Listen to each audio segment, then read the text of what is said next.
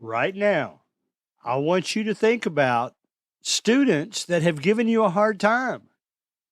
Then I want you to think about teachers who have given you a hard time. Wait a minute. Are teachers and students the same? Greg Collins, Substitute Teachers Lounge.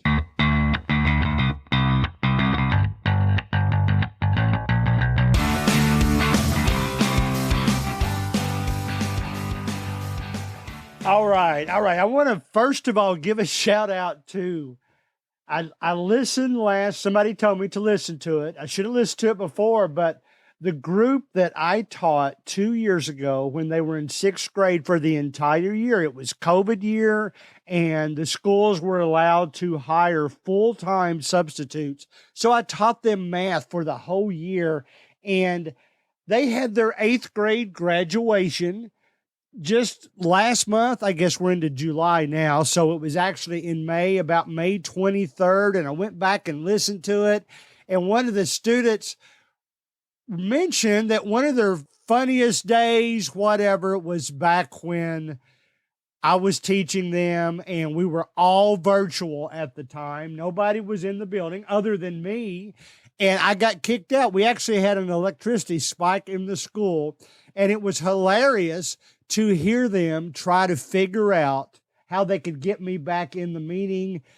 They were still being recorded because it was recording to the cloud. So even though I got kicked off, they were still being recorded. And I played it to them later, and just the things they went through was hilarious. And I put it in the podcast back then. If you want to listen to it, I thought about putting it at the end of this episode, but it's about 5 minutes long, so I won't do that. But it was way back in September 20th, 2020. So September 2020. That's easy to remember. So if you want to listen to it, it's about at the 24-minute mark when you get there.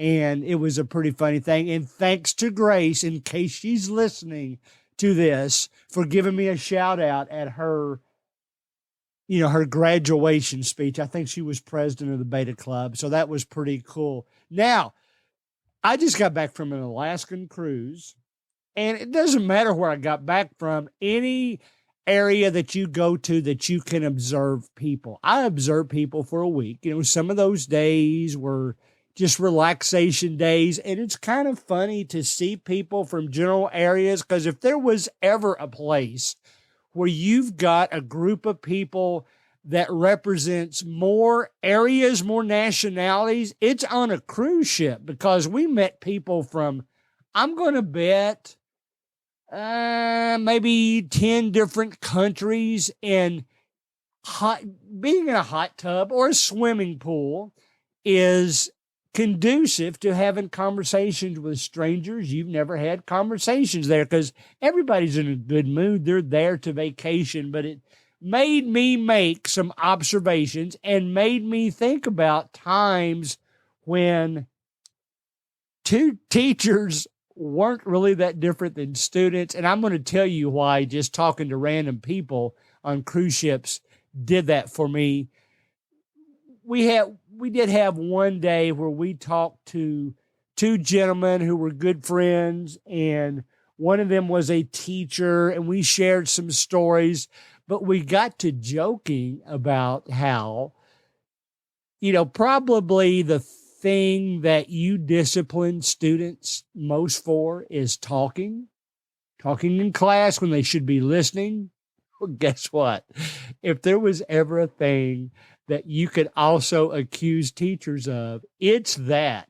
Because those of you that have gotten to sit in teachers' meetings, I have, because I've done several long-term assignments, and I know just from our Facebook page, the Substitute Teachers Lounge Facebook page, that a lot of you have run into this. In fact, most of my observations today, I'm going to cheat a little bit because they really didn't happen to me per se, but I've picked up on them happening to others that are teachers. In this case, though, when you go to teachers' meetings, people talk all the time. They talk over the speaker. I don't know why. It's just natural habits. I've done it too. I don't know why you feel like when somebody's trying to convey a message to you that you feel like you have to make a joke, you have to comment to somebody next to you, and then you miss the next part of the message.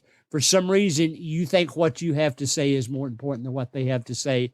But in that regard, the things we're punishing students for is the same thing the teachers are doing in those meetings. So those that we talked to who were teachers on this cruise agreed with that. I was surprised really at how many teachers I ran into in that cruise, but that was kind of funny to do that. And I know you'll agree with me if you're a teacher and you've ever been in a teacher's meeting, or for that matter, that's not peculiar to teachers.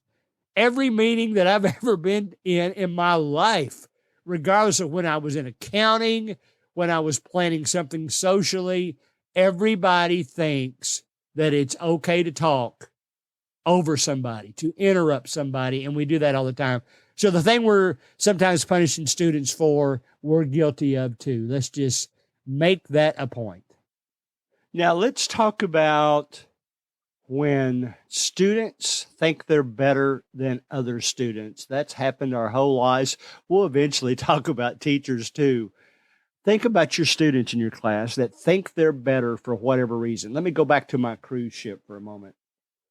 There is so much talk, whether it's, I'm not even sure it's even true half the time, about we're Royal Caribbean fans. We were on Quantum of the Seas to Alaska, and there is talk all the time about how many cruises have you taken? Are you staying in a suite for this cruise? Have you been to Australia yet? It's like a pecking order of cruise people. And, I know some of them are lying, because one person that told me he had a suite, it just so happened I ran into him unlocking his door in my same hallway, and I knew it wasn't a suite. But why do we want to do that? Now let's go to students. Students like to think, they like to get an edge. They like to think they're better than other students in certain ways. Sometimes it's just the coolness, whatever they call it today. I want to be cooler than the other students. Maybe I want to be smarter than the other students. Maybe I want to be more athletic than the other students, and they tend to brag about that. Now, I'm not sure how often we'd have to deal with that in the classroom, but it comes up from time to time, especially in the classroom. Maybe the ones that think they're smarter than everybody else, maybe they're dressed better than everybody else, but they look down on their other students because they're not. Okay? Maybe they've got better grades. Now, my favorite students, and you all know this, my favorite students are not only the ones that have, not just that they have good grades, but when they do well on a project, they volunteer to help out other students. Now, in a nutshell, they might just be doing that to make themselves look good, but most of the students that I've had that do that, they sincerely want to help out the student. So a lot of times we as humans, we like to say things or even make up things that make us look better than everybody else. It happened on my cruise. It happens in the classroom. It hasn't happened much to me as a teacher, if at all, but I know that it's happened to some of you, that you feel like teachers look down upon you because you're either a substitute teacher, so, quote, you're inferior to a regular teacher.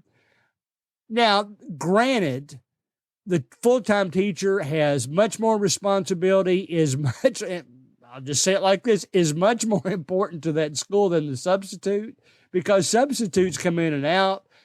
The teachers have a career, but yet I haven't run into anybody that I felt like looked down upon me as if I was lesser than them. But you'll see it.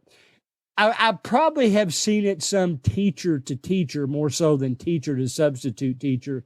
You can just tell by the way they talk to others that maybe they feel like they're better, they've got more experience, they're just better at interacting with students. maybe they've got this great software that they love, that they're using, that nobody else is using, and they think they're superior maybe to you because you don't know how to use it. There's all kinds of things. And again, everything I'm talking about here today is really life in general. You know, from any type of job you've had, that there's just people that think they're better than you for whatever reason, or maybe they think it's important for them to make them think that they're better than each other. So that's another thing that we sometimes have to deal with in the classroom, but then we see it with teachers and other adults as we go through our general life too. So we ask students to be one way, and then sometimes we as teachers are guilty of the same thing. Let's talk a little bit about burning bridges. You've heard that phrase, don't burn your bridge. Let me tell you one thing that happened to me during this cruise. It was really the entire cruise. In the airport, I guess we flew out of Cincinnati. So we were going to fly from Cincinnati. It was a direct flight all the way to Seattle, where the cruise ship was going to pick us up. And I was talking to these very nice older ladies, older than me. I'm 65. They're sisters, and all four of them were older than me, and they traveled together all the time. We got to talking about cruises. I was talking about Alaska. As you might expect, I talk loudly, and another gentleman came over and he said, I heard you guys talking about Alaska. I wanted to hear what you were talking about because we're going on the same cruise. So it was so funny that that happened. And then that same gentleman I saw at least 5 times during the cruise week. I saw in the Seattle airport, of all things, when we flew back out. And the crazy thing about that is we spent an extra day in Seattle. Well, so did he. Guess where else I saw him? In the elevator in my very same hotel. He had chosen the same one. Now, be careful what you say to other people, because you never know when you're going to run into them again. Now, here's the lesson from this one. Students, I don't even know how you would convey this, but you know by looking back that there are students maybe that thought they were better than you, and really their life turned out a little on the unfortunate side. Things maybe had happened to them. You also know students that maybe nobody really thought that much of. You didn't think that they had that many friends in school, and maybe they turned out to own their own business and make a lot of money, and maybe you even worked for them at one time. You know of stories like that.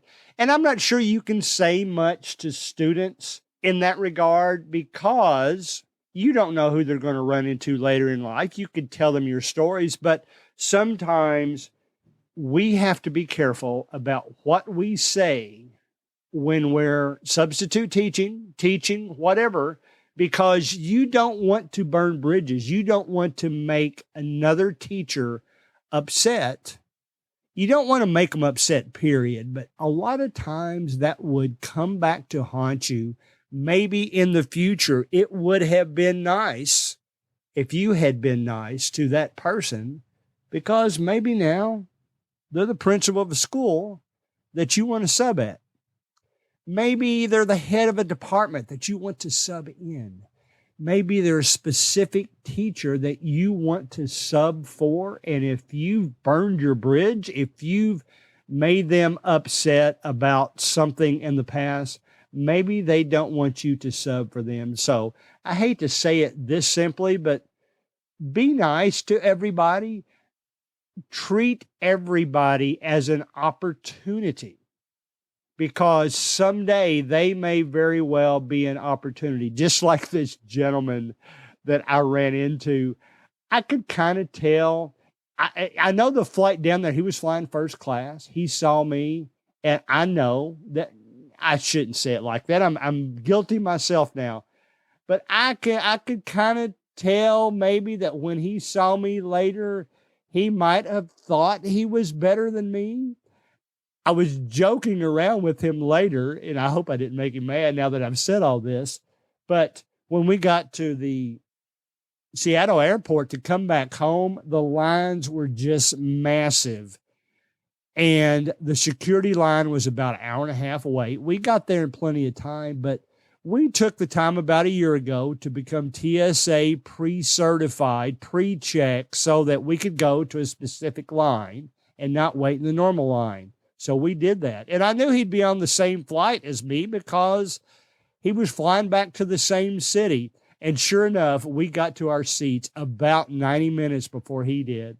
And he looked at me and just smiled and shook his head. He knew that we were pre-searched and we beat him to the line. It was just a small thing, but nevertheless, it was something that if I wanted to act like I was better than him, would I use that to think I was better than him? Well, of course not. So we have to be careful not to burn our bridges and make somebody mad when it might come back to haunt us in the long run. All right, that's it, guys. Sometimes you'll actually see two teachers that are guilty of the same thing that we accuse students of being guilty of all the time. It's on the way we handle it as to where our life gets easier or harder as a substitute teacher.